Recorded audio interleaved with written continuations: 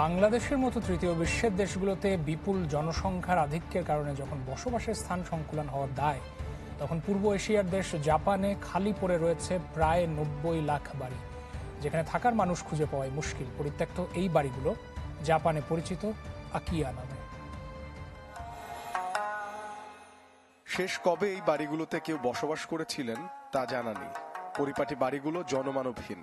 জাপানের শহর কিংবা গ্রামে এমন পরিত্যক্ত বাড়ির সংখ্যা বাড়ছে হু হু করে। দেশটিতে এমন বাড়ির সংখ্যা প্রায় ৯০ লাখ। আর অব্যবহৃত এসব বাড়িগুলো জাপানে পরিচিত আকিয়া নামে।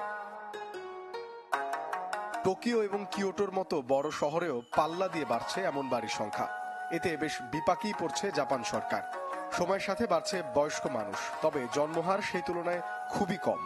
এতে কমতে শুরু করেছে জনসংখ্যা, যে কারণে আগামী ১০ বছরের মধ্যে জাপানের প্রায় ১/৩ বাড়িতে মিলবে না কোনো মানুষের সন্ধান।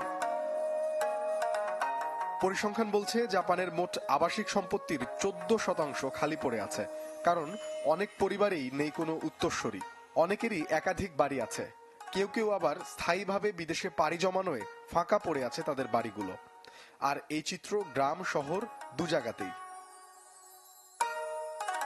জাপানে বাড়ি সহ জমির তুলনায় খালি জমির করের পরিমাণ বেশি, তাই অনেকেই পুরনো বাড়ি ভেঙে না ফেলে পরিত্যক্ত রেখে দেন।